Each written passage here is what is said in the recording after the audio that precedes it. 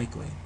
Fires will continue to spread for 24 hours at least, ultimately destroying about half of the buildings. So you can see it's beginning to spread out now.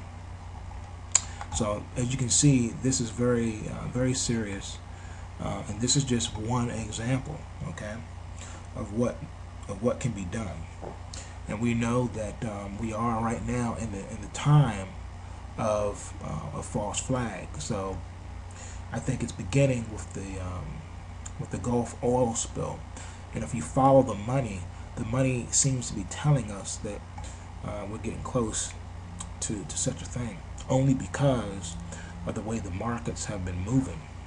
Now keep in mind too, you know, I've been telling you that you're going to want to have cash on hand, because when a situation like this happens, the first thing they do is they'll close the market. And if they close the market, then in effect too, they're going to close the bank. So total chaos. So you want to be prepared for this.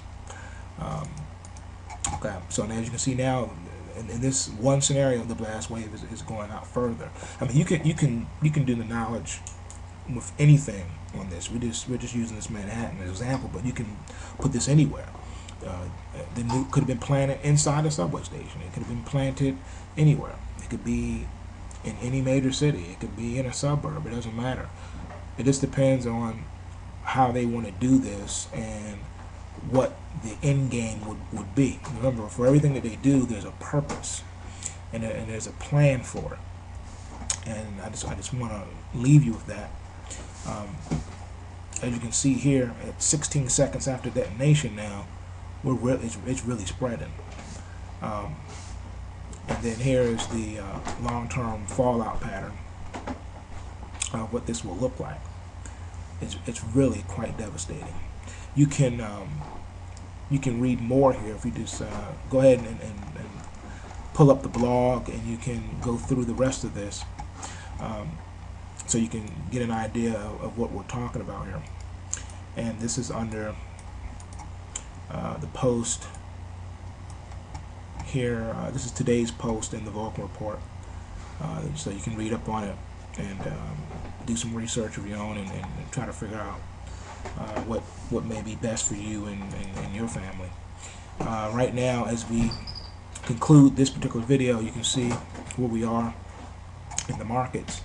The Dow Jones now has managed to rally up 122 points. However, the NASDAQ is down 4 points. Now, you need to know this, okay? You need to know what's going on. The Dow Jones is up 123 points. The S&P is up 11, but the NASDAQ is down 4. That's a huge decoupling. Likewise, the diamonds are up 47 cents. The spider is up 25 cents, but the Qs are down 37 cents. That's telling you that something's not right. And oil is down $1.25.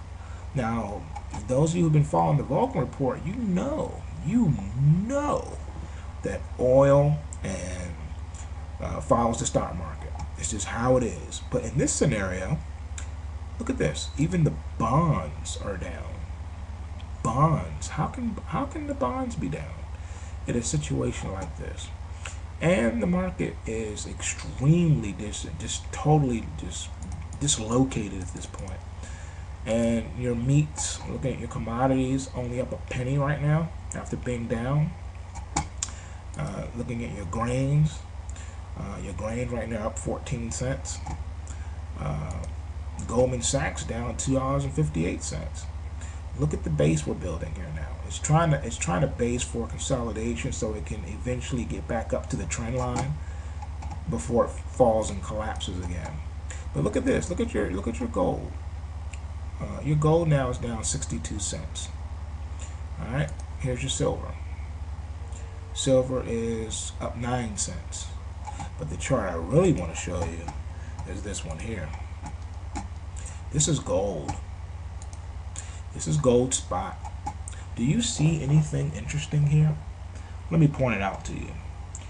On October the 5th, here. I'm sorry, on May the May the 12th, we got a close here of 1238.83, right? Now, right now we're at 1236.90. We need to close above this 1238.83 today. If we do not, then it's said that this here is a double top, and now it's going to prepare for an utter collapse. Depends on how they want to play it. They run it up and they run it down. It's not a smooth trend like it's supposed to be. It's letting you know that this market is being operated because of fear and uncertainty.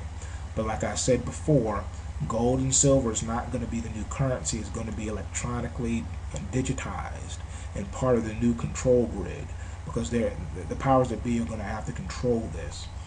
You have to understand what's happening right now with gold and silver. It's being manipulated and pumped up. They're getting people to buy into it. It's only going up in price because people are buying into it, because they're panicking. It's not because they're going to be able to take a gold bar and buy a loaf of bread with it. They're not. You're not going to be able to eat it. You're not even going to be able to barter with it, because they're going to make sure you can't. That's my whole point. I'm not saying that gold is not money or that silver is not money. What I'm saying is the powers that be are not going to allow it to be used as money, even if that means confiscating it like they did back in the day. They will do it again. They'll bring it back. So that's just part of what's happening here. So trade it, buy it when it's bullish, sell it when it's bearish, but don't think that you're going to be able to do any major transactions with it, because you're not. Understand that even if you were able to, you still wouldn't. And what that means is, with the oil spill happening right now in the Gulf, understand that this is a major catastrophe in the making, to the point where it's going to really usher in the hyperinflation that you've been hearing about. Because it doesn't matter how much money you have, what matters is how much can you buy with it. So if a loaf of bread is $500, and you don't have $500, then you're not going to be able to get a loaf of bread. So that's all we got for now. Thanks for tuning in to this edition of Pandora's Little Black Box, and